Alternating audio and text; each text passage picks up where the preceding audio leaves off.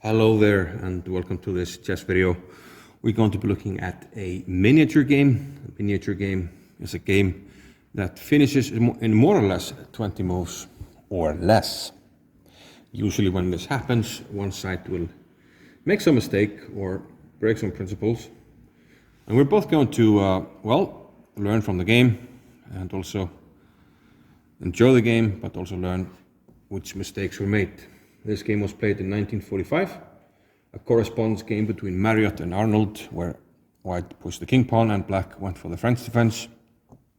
d5, knight c3, the main move, the most common, and black goes for bishop to b4. Actually, one of my favorite lines with black, the so-called Vinegar variation. White pushes e5 because of the pressure that the bishop and the pawns are putting on the center. White releases the tension. Black tries to increase the tension again. Now the main move is to play a3, and white accepts a double pawn here after this, but gets a strong center and the strong black squared bishop. But in this game, white decided to break the pin here on the knight with bishop to d2. And here I personally like to go knight e7, and then castle. But in this game, black took the pawn d4. And this allows white to jump into b5 with a knight, and he tries to take advantage of this hole here on d6. Black decided not to trade, because if you trade, then this square here becomes mighty vulnerable. So black decided he wanted to keep the bishop on that square, but also to keep the pawn on d4. Because after b4, he decided he wanted to protect this pawn. He could still go back, and well, then he has moved the bishop 3 times, which is not very good. He has to do it anyway, but he didn't like white grabbing the pawn back, so he decided to try to hold on to the pawn. Breaking some principles. I'm giving you a hint here. He's moving the bishop way too many times. So the bishop moves back. And how can we now take advantage of the somewhat poor development of black? We can play queen to g4. Typical move that when the bishop has moved out, this pawn becomes vulnerable on both sides, especially here.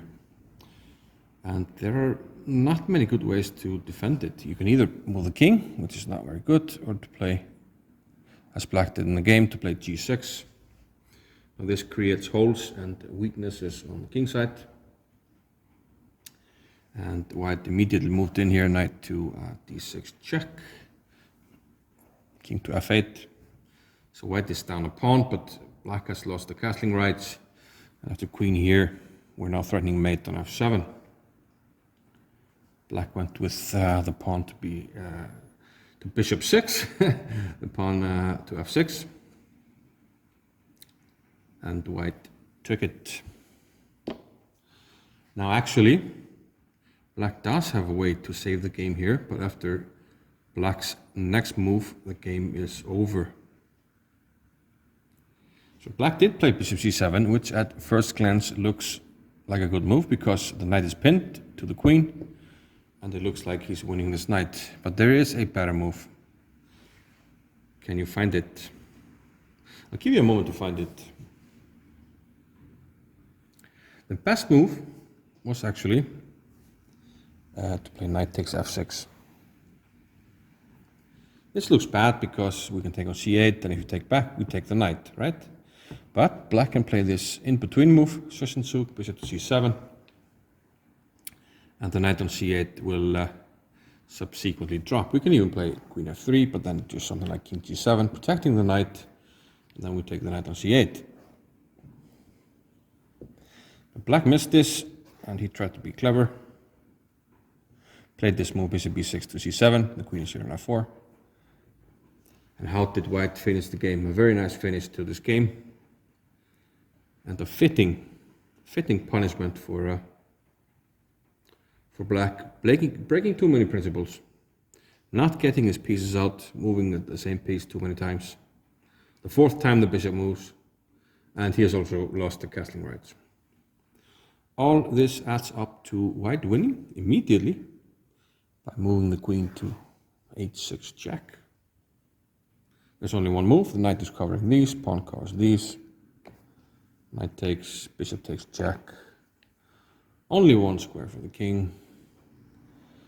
But it's not enough because the pawn will move in, pawn to b7. To f7. I'm stuck with like bishop 7. Pawn to f7. Bishop is covering this diagonal and checkmate. Good game by white. Hope you enjoyed it, guys, and I'll see you next time. Bye bye.